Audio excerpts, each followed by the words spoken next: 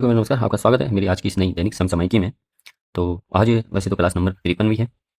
तो क्लास से पहले मैं आपको बताना चाहता हूँ कि वंदे मातरम का भी आपने देखा होगा, बहुत मुद्दा उठा है। ये वंदे मातरम वाला जो मुद्दा कांग्रेस बीजेपी का चल रहा है वो है क्या? देखो, हमें पता है। सबसे पहले हम इसकी पृष्ठभूमि में जाएंगे।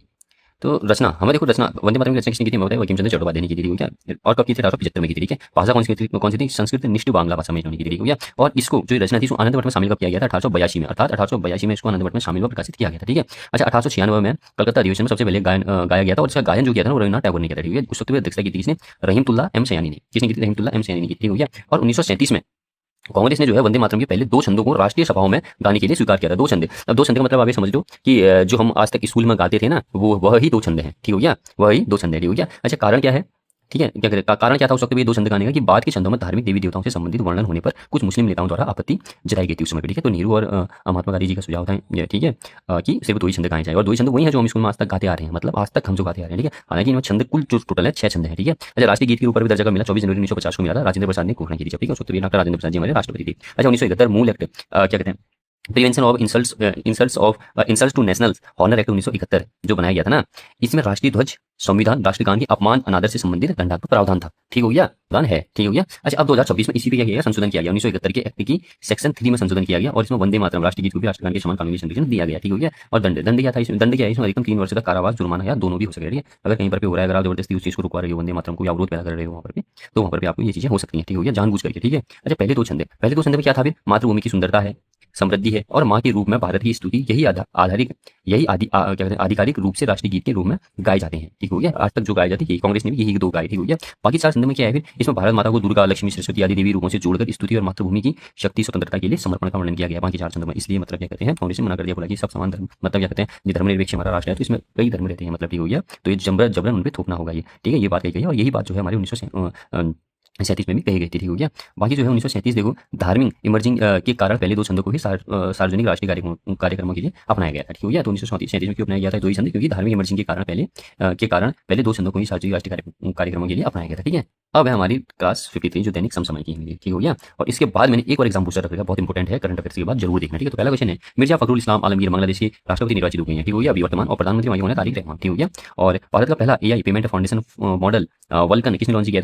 रेजरपी ने लॉन्च किया, ठीक हो गया। बाकी QS world future skills index 2027 में भारत को 13वां स्थान मिला है। और किस राज्य की सुमेर सिंह भाटी को मंगोलिया में रेजलैंड रेस्टोरेशन अवार्ड 2026 से सम्मानित किया गया? तो राजस्थान, ठीक हो गया। अच्छा, औरंग बचाओ आंदोलन के संस्थापक भी मानी जाती है, ठीक हो गया, ठीक है। और 29वीं ई गवर्नेंस काउंसिल हमें जयपुर में हुई। ब्रिक्स उद्योग बैठक हमारी राजस्थान जयपुर में हुई। मॉल की जो डायबिटीज वाली बैठक थी वो भी हमारी जयपुर में हुई, ठीक है, राजस्थान में। भारत का पहला 3D printed AI reef module स्थापित किया गया तमिलनाडु में। जम्मू कश्मीर हाईकोर्ट की नई बेंच कहाँ स्थापित की गई है? तो लद्दाख में, ठीक हो गया, लद्दाख में बनाया जाएगा। इसका उद्देश्य क्या है? न्याय तक पहुंच बेहतर करना, ठीक है। हमारा 31 अक्टूबर 2019 को ये क्या कहते हैं यूटी में बदल गया था, जेएनके और लद्दाख में, ठीक हो गया। और बाकी टोटल 25 हाईकोर्ट है, हमें बताया कि लेटेस्ट अमरावती हाईकोर्ट है हमारा, पुराना सबसे पहले हमारा क्या कहते हैं 1862 कलकत्ता, ठीक हो गया, ये हो गया हमारा। और पांडिचेरी का जो हाईकोर्ट है वो मद्रास हाईकोर्ट में आता है, मद्रास हाईकोर्ट के क्षेत्र में, ठीक हो गया। अंडमान निकोबार का कोलकाता में, लक्षद्वीप केरल में, हाँ दिल्ली और चंडीगढ़ और जम्मू कश्मीर लद्दाख का हमारा अलग से हाईकोर्ट है, ठीक हो गया। अच्छा, यूटी भी हाईकोर्ट खोल सकता है, ये आर्टिकल 241 में कहा गया, ठीक है। बाकी मेघांतु बांध का संबंध कावेरी नदी से है।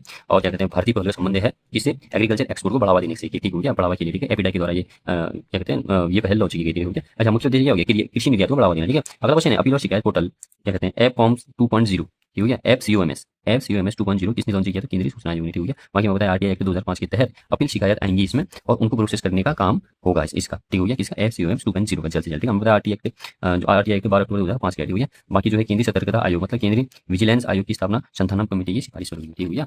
अगला क्वेश्चन है, यशोदा एआई पहल जालंधर पंजाब से हुई हमारी। अभी अहमद ने लगातार दूसरी बार प्रधानमंत्री के पद की शपथ ली, इथोपिया, ठीक हो गया। और यशोदा एआई पहल कहाँ से? जालंधर पंजाब से लॉन्च की गई है। वहीं आईबी के डायरेक्टर भी महेश दीक्षित है हमारे। सद्भावना दिवस मनाया जाता है 20 अगस्त को 1992 से, ठीक हो गया, पंजाब से मनाया जाता है। और राजीव गांधी जी के जन्मदिन पर सबसे युवा प्रधानमंत्री थे हमारे, ठीक है। आज बाकी फोटोग्राफी दिवस तो 19 अगस्त को मनाया जाता है। मत्स्य दिवस भी 19 अगस्त को मनाया जाता है, ठीक है। और जवाहर नवोदय विद्यालय देखो 1986 में बनाया गया था, ठीक है। और दल बदल 52वां जो है हमारा कॉन्स्टिट्यूशन अमेंडमेंट 1985, ये भी हमारी राजीव गांधी इसमें भी। हमारी 61वां कॉन्स्टिट्यूशन अमेंडमेंट 1988 जो है 21 से 18 वर्ष आयु की गई, लागू 1989 से, ठीक है। दुनिया की पहली nuclear process heat waste hydrogen production सुविधा शुरू करने वाला भारत पहला देश हो गया, ठीक है। भारत ने वर्ष 2024 में दुनिया की शीर्ष पर्यटन अर्थव्यवस्थाओं में स्थान हासिल किया 8वां, ठीक है। ग्वाटेमाला में वोल्केन डी फ्यूगो ज्वालामुखी में विस्फोट हो गया है, ठीक हो गया।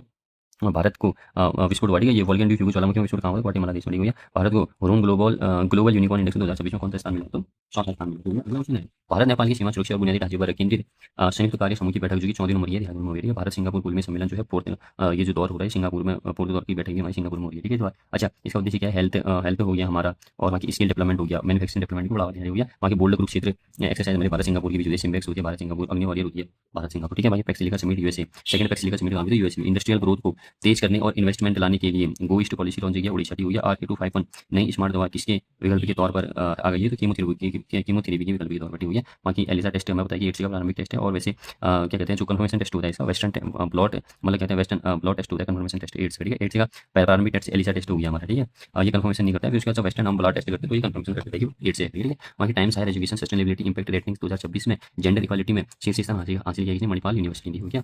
और दक्षिण क्षेत्रीय परिषद की बैठक हमें इस बार गाँव में महाबलीपुरम तमिलनाडु में, ठीक है। इसकी स्थापना हमें बताया राज्य पुनर्गठन आयोग सेवंथ कॉन्स्टिट्यूशन नोएडा 1956 के तहत हुई है, ठीक हो गया। कितनी थी, 5 है ना हमारी, पूरब क्या कहते हैं पूरब पश्चिम उत्तर दक्षिण और एक मध्य वाली, ठीक हो गया।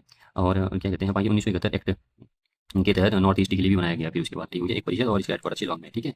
अब है हमारा VBG रामजी योजना 2026, ठीक है। देखो विकसित भारत, इसका फुल फॉर्म विकसित भारत गारंटी फॉर रोजगार एंड आजीविका मिशन ग्रामीण, ठीक हो गया। प्रभावित तिथि 1 जुलाई 2026 और बाकी नोडल मंत्रालय इसका ग्रामीण विकास मंत्रालय है। पेश किया किसने, शिवराज सिंह चौहान ने, क्यों, क्योंकि केंद्रीय कृषि एवं ग्रामीण विकास मंत्री तो वही है। प्रस्ताव लोकसभा के शीतकालीन सत्र में, कौन से सत्र में, शीतकालीन सत्र में लोकसभा में 16 दिसंबर 2025 को प्रस्तुत करता है। केंद्रीय ग्रामीण विकास मंत्री थे, राष्ट्रपति की स्वीकृति कब मिली, 21 दिसंबर 2025 को। 100 दिन से बढ़ाकर 125 दिन का रोजगार हो गया। फसल बुआई और कटाई के समय श्रमिकों की कमी से बचने के लिए राज्य सरकार अधिकतम 60 दिनों का कार्य विराम घोषित कर सकती है। कितने दिनों का, 60 दिनों का, ठीक है। बाकी किसके तहत, धारा 6 के तहत। और इस बार केंद्र एवं राज्य सरकार ने 9 महीने के लिए, कितने महीने के लिए, 9 महीने के लिए 1250 करोड़ का मतलब क्या कहते हैं बजट दिया है, ठीक है। जो पहले मनरेगा से कहीं ज़्यादा मतलब कहीं ज़्यादा है, ठीक है। इसका उद्देश्य क्या है, बीबी मतलब जो ये क्या कहते हैं हमारी ये योजना है, ठीक है। तो इसका उद्देश्य है विकसित भारत 2047 के राष्ट्रीय विजन के अनुरूप ग्रामीण विकास एवं रोजगार का नया ढांचा तैयार करना, ठीक हो गया। बाकी हमें बताया सामान्यतः राज्य को ये 60 और 40 करेगा, 60 केंद्र 40 राज्य, हिस्सा पूर्वोत्तर में 90-10 करेगा, ठीक हो गया, पूर्वोत्तर हिमालय राज्य में। बाकी बिना विधानसभा वाले जो केंद्र शासित प्रदेश में 100% पूर्णतः केंद्र के द्वारा ही दिया जाएगा, ठीक है। VVIP फैक्ट क्या है इसका, धन आवंटन के लिए 16 वित्त आयोग का 36 विश्लेषण फार्मूला प्रयुक्त किया गया है, ठीक है। इस नियम के अंतर्गत मजदूरी रोजगार को 4 प्राथमिक विषयगत क्षेत्रों में टिकाऊ सार्वजनिक परिसंपत्तियों के सृजन के साथ स्पष्ट रूप से जोड़ा गया है, ठीक है। धारा